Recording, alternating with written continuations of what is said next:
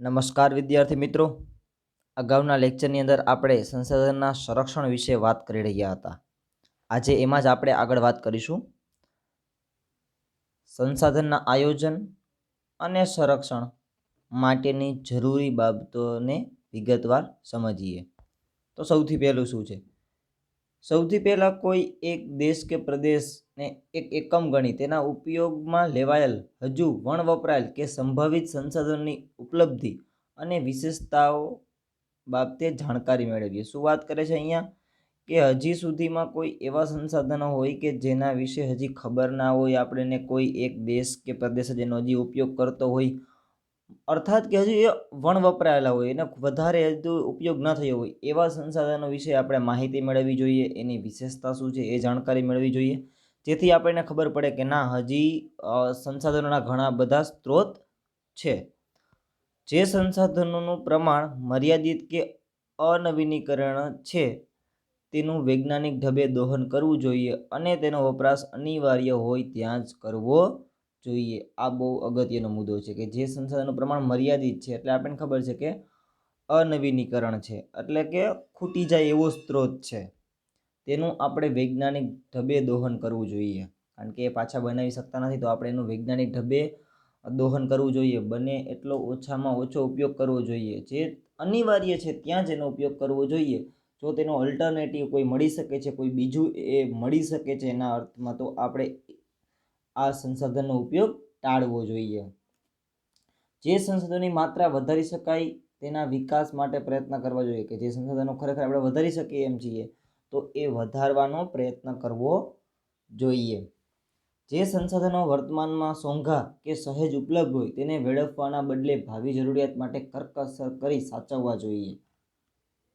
મુદ્દો તમને સમજાઈ જ ગયો હશે કે અત્યારે સોંઘું છે એટલે આપણે એ બગાડવા માંડી, પણ એવું કરવાનું નથી. ખરેખર આપણે એનો કરકસરપૂર્વક ઉપયોગ કરવાનો છે. ત્યાર પછી જે મર્યાદિત માત્રામાં ઉપલબ્ધ છે તેવા સંસાધનો જાળવી રાખવા, તકનીકી વિકાસ દ્વારા વૈકલ્પિક સ્ત્રોતની શોધ લાંબા ગાળે ફાયદાકારક છે. જો અત્યારે જે મર્યાદિત માત્રામાં ઉપલબ્ધ છે એના વિશે વાત કરી છે કે એ સંસાધનો આપણે વેડફી નથી નાખવાના, દોહન નથી કરી નાખવાનું, એને સાચવીને રાખવાના છે. એના માટે કંઈક અલ્ટરનેટિવ ગોતવાનો છે, વૈકલ્પિક સ્ત્રોત. એના સિવાય બીજું અહીંયા શું વાપરી શકાય એ ગોતવાનું છે. તકનીકી એટલે વિજ્ઞાનનો વિકાસ દ્વારા લાંબા ગાળે ફાયદાકારક હોય છે. જો તમે અત્યારથી એનો વૈકલ્પિક સ્ત્રોત શોધી લેશો તો તમને લાંબા ગાળે ખૂબ ફાયદા રહેશે. સંસાધનોના સંરક્ષણ માટે તંત્ર દ્વારા જરૂરી કાયદા કે નિયમો બનાવી તેનું અમલીકરણ થવું જોઈએ. આ કાયદાઓ છે જ, તેનું અમલીકરણ થતું નથી અને માણસો ક્યારેય સમજતા નથી. નાગરિકોને સંસાધનોના વિવેકપૂર્ણ ઉપયોગ સાથે જોડાયેલી તમામ બાબતો અંગે વાકેફ કરી જનજાગૃતિ કેળવવી જોઈએ. આ થવું જોઈએ. વિવેકપૂર્ણ ઉપયોગ આપણે કરવો જોઈએ અને આપણી અંદર જનજાગૃતિ આવવી જોઈએ કે સંસાધનો એ ખૂટી જાય તેમ છે, આ સંસાધનો નવીનીકરણીય છે, આ અનવીનીકરણીય છે. જો એ જનતાને ખબર હશે તો એ પોતાની રીતે જ વિવેકપૂર્ણ ઉપયોગ કરશે. બરાબર છે વિદ્યાર્થી મિત્રો? તો આ વાત હતી અહીંયા સુધી સંસાધનોના સંરક્ષણ વિશેની. હવે આપણે એક અલગ જ મુદ્દો લઈએ છીએ, જે મુદ્દા વિશે આપણે વાત કરવાની છે, જમીન નિર્માણ. બરાબર છે? જમીન કેવી રીતે બને છે એના વિશે આપણે વાત કરવાની છે, જમીનનું નિર્માણ. તો વાત કરીએ આપણે જમીન નિર્માણ વિશે. તો સામાન્ય રીતે ભૂ સપાટી એટલે કે જે ભૂ તમે જે જોવો છો, ઉપલું આપણું પડ, જેના ઉપર આપણે રહીએ છીએ એને ભૂ કહીએ, કે જમીન જે તમે કહેતા હોય આપણે સામાન્ય અર્થમાં. સામાન્ય રીતે ભૂ સપાટીનું ઉપલું પડ જેમાં વનસ્પતિ ઉગે છે તેને આપણે જમીન તરીકે ઓળખીએ છીએ. બરાબર છે? તમે સામાન્ય રીતે સમજી શકો છો કે જે ભૂ સપાટી છે આપણી, એના ઉપર જે સૌ પ્રથમ પહેલું પડ છે, ઉપલું પડ છે, એને શું આપણે કહીએ છીએ? જમીન. જેના ઉપર વનસ્પતિ ઉગે છે, આપણે આપણા મકાન બનાવીએ છીએ, જેના ઉપર આપણે ચાલીએ છીએ, એ બધું જ એટલે શું? એ બધું જ એટલે જમીન. જમીન પૃથ્વીના પોપડા પરના અનેકવિધ કણોથી બનેલ એક પાતળું પડ હોય છે. જમીન શું છે? તો કે પૃથ્વી પરના જે પોપડા છે, બરાબર, તેના અનેક કણોનું બનેલું છે. કોઈ એક કણ નથી, અંદર અનેક કણો છે એનું બનેલું એક પાતળું પડ છે. આમ આપણે કહીએ ખૂબ જાડું પડ છે, પણ જમીનની નીચે ઘણા બધા પડો છે જે જમીનથી ઘણા બધા જાડા છે, બરાબર છે. જમીન એ કેવું છે, પાતળું પડ છે. એમાં ખનિજો, ભેજ, હ્યુમસ તથા હવા વગેરે મળેલા છે.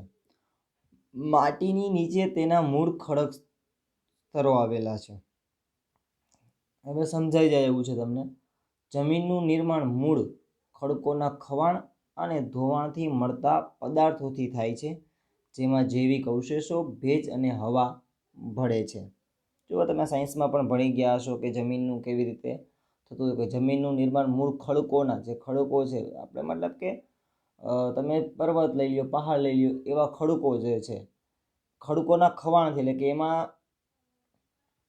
વરસાદ આવે કે કોઈ ક્રિયાથી એનું પડવાનું શરૂ થાય, કે એનું ધોવાણ શરૂ થાય, એનું ખવાણ શરૂ થાય અને ધોવાણથી મળતા પદાર્થ થાય છે, ત્યાંથી આવીને એક જગ્યાએ જમા થાય. તો કે એમાં શું હોય છે, ખડકોને તેમાં જૈવિક અવશેષો પણ હોય છે, જે બધા જ અવશેષો આવી જાય છે. તમે ક્રૂડ ઓઇલ ને બધું કહો છો, જૈવિક અવશેષોમાં આવી જાય. એમાં ભેજ ભળે, જે વાતાવરણની અંદર ભેજ છે એ ભળે, એની અંદર વાતાવરણની હવા ભળે, એ બધું પ્રોસેસ થાય છે, બરાબર. તેનાથી જમીન નિર્માણ આખું થતું હોય છે. અન્ય રીતે કહીએ તો જમીન ખનિજ અને જૈવિક તત્વોનું કુદરતી મિશ્રણ છે. ખનિજ અને જૈવિક તત્વો છે એનું મિશ્રણ એટલે જમીન.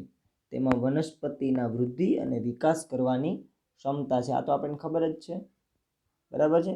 પેરેગ્રાફ થોડોક વૈજ્ઞાનિક દ્રષ્ટિએ તમે જોજો, સમજાઈ જાય એવો છે. વિજ્ઞાનમાં પણ તમે આના વિશે ભણ્યું હશે, એટલે તમને ઘણી બધી ખબર પણ હશે.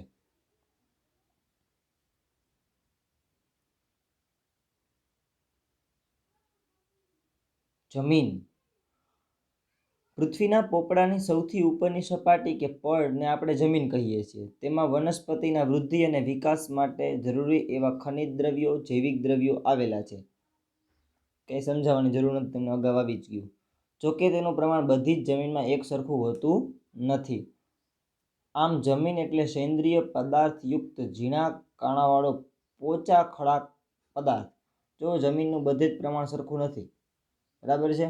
એટલે જમીનને શું કહે છે કે સેન્દ્રિય પદાર્થયુક્ત, જેમાં સેન્દ્રિય પદાર્થો આવેલા હોય એવું, સેન્દ્રિય પદાર્થયુક્ત ઝીણા કણોવાળો, ઝીણા કાણાવાળો પોચો ખડક પદાર્થ, કે સોફ્ટ છે, બરાબર, ખૂબ હાર્ડ નથી, બરાબર છે.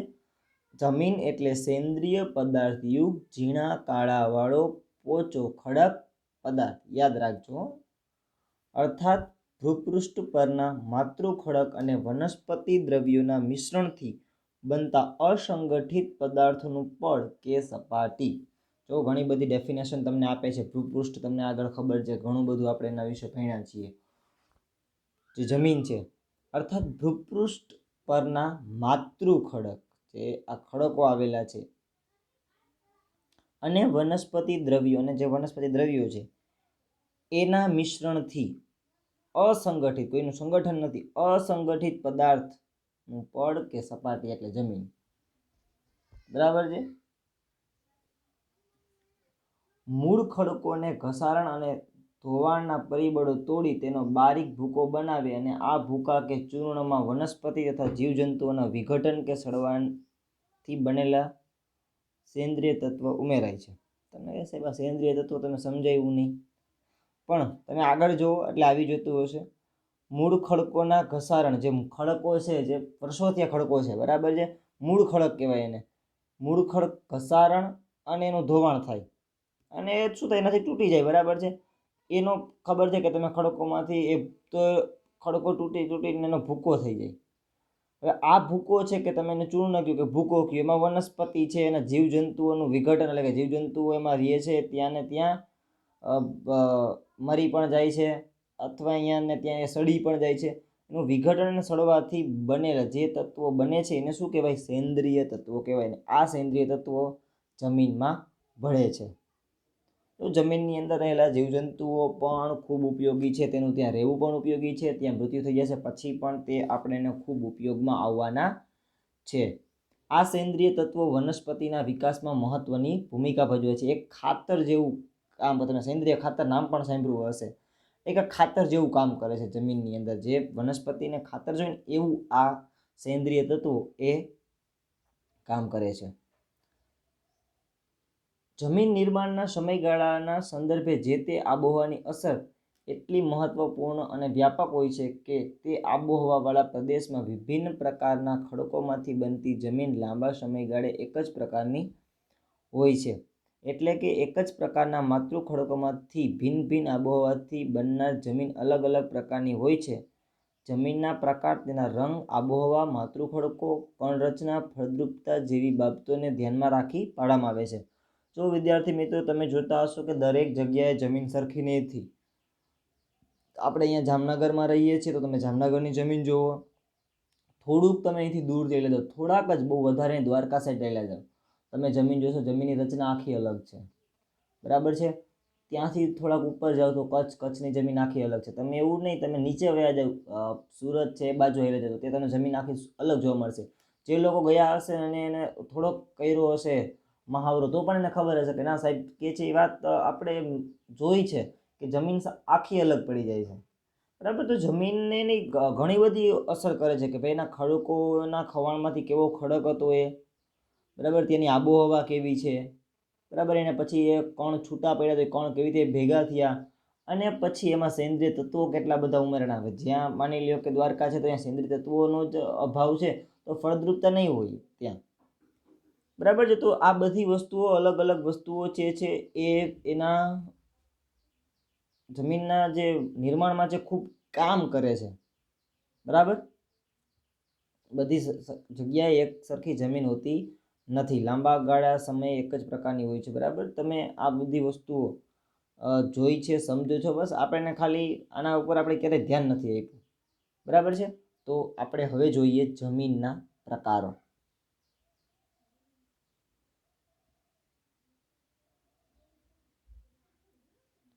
હાલમાં ભારતીય કૃષિ સંશોધન પરિષદ, યાદ રાખજો નામ, ICAR, હાલમાં ભારતીય કૃષિ સંશોધન પરિષદ દ્વારા ભારતની જમીનને 8 પ્રકારમાં વહેંચવામાં આવી છે.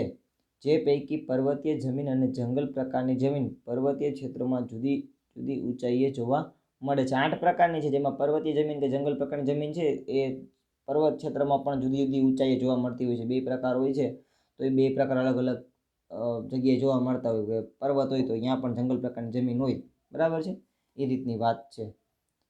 કેટલી જમીન છે તો કે 8 પ્રકારની. પહેલી કાપની જમીન, ત્યાર પછી રાતીય છે તો લાલ જમીન, કાળી જમીન, લેટેરાઇટ જમીન, રણ પ્રકારની જમીન, પર્વતીય જમીન, જંગલ પ્રકારની, દલદલ કે પીટ પ્રકારની જમીન.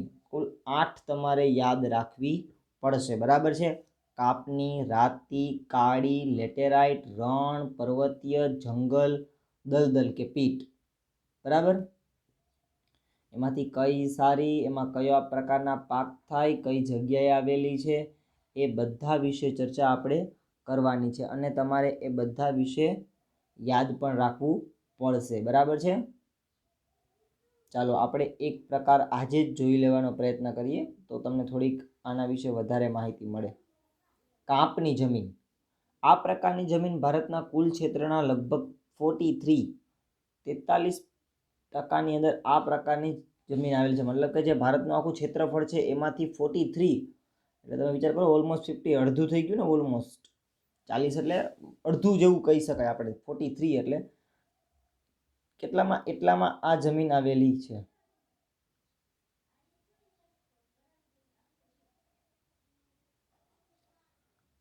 પૂર્વમાં બ્રહ્મપુત્ર ખીણથી શરૂ કરી પશ્ચિમમાં સતલજ નદી સુધીના ઉત્તર ભારતનું મેદાન. તમે જો મોટું વસ્તુ જે છે એ જ આવી જાય છે કે ઉત્તર ભારતનું મેદાન છે એનો જ આમાં સમાવેશ થઈ જાય છે.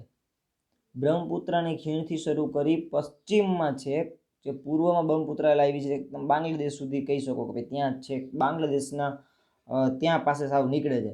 તો એની ખીણથી લઈને પશ્ચિમની અંદર જે સતલજ નદી આવેલી છે, તમે નકશામાં જોશો તમને ખબર પડશે, ત્યાં સુધી ઉત્તર ભારતનું મેદાન, એ ઉત્તર ભારતનું મેદાન. બરાબર. ખાલી એટલું જ નહીં, પાછું દક્ષિણની અંદર આપણી નર્મદા, તાપી, મહાનદી, ગોદાવરી, કૃષ્ણા, કાવેરી ખીણ પ્રદેશમાં, અને તે પૈકી મહાનદી, ગોદાવરી, કૃષ્ણા અને કાવેરીના મુખ ત્રિકોણ પ્રદેશમાં આ પ્રકારની જમીન આવેલી છે.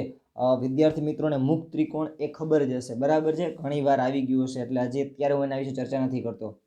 કાપની જમીનનું નિર્માણ નદીઓ દ્વારા નિક્ષેપિત કાપને આભારી હોય છે. એટલે કે જે કાપની જમીન છે એ નદીઓ જે પોતાની સાથે કાપ લઈને આવે છે ને પછી જ્યાં કાપ છોડે છે એ કાપને આધારિત હોય છે. નિક્ષેપિત કાપ એટલે જે કાપ લઈને આવે છે નદીઓ સાથે પોતાની, કે માની લ્યો કે કોઈ નદી નીકળી તો સાથે કેટલું બધું લઈને આવશે, પાણી થોડું આવશે સાથે કેટલું બધું લઈને આવશે, તો એની સાથે કાપ લઈને આવે છે, એક પ્રકારની જમીન લઈને આવે છે, બરાબર છે. તો એ કાપના કારણે જે જમીન બને છે એ આ જમીન છે, બરાબર છે.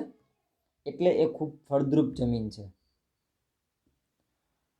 આ જમીનમાં શું હોય છે? પોટાશ હોય, ફોસ્ફરિક એસિડ હોય અને ચૂનાનું પ્રમાણ વધારે જોવા મળે છે, જ્યારે નાઇટ્રોજન અને હ્યુમસની માત્રા ઓછા પ્રમાણમાં જોવા મળે છે. જો આ ફાયદાકારક છે કે નુકસાન એ પણ તમારે જોવાનું છે.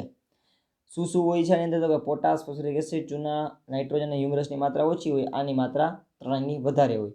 આ જમીનમાં કઠોળ વર્ગના પાક લેવામાં આવે છે, તેમાં નાઇટ્રોજનની સ્થિરતાનું પ્રમાણ વધારી શકાય. જો તમે એક વસ્તુ સમજો, જે જમીનની અંદર નાઇટ્રોજનનું પ્રમાણ ઓછું હોય એ લોકો પહેલો પાક કઠોળનો લઈ લે, તો કઠોળથી શું થાય? જમીનને એ લેવાના સાથે સાથે થોડુંક આપે છે. તમે એકને પાક એક જમીન ઉપર વાવ્યા રાખો તો જમીન પતી જશે, મતલબ કે એની ફળદ્રુપતા ઘટી જશે. તો નાઇટ્રોજનનું કામ શું? નાઇટ્રોજન નથી, તત્વ જોશે નાઇટ્રોજન બધા પાક માટે, તો તમે કઠોળ એક વખત વાવશો ત્યારે જમીનને નાઇટ્રોજન આપીને જશે.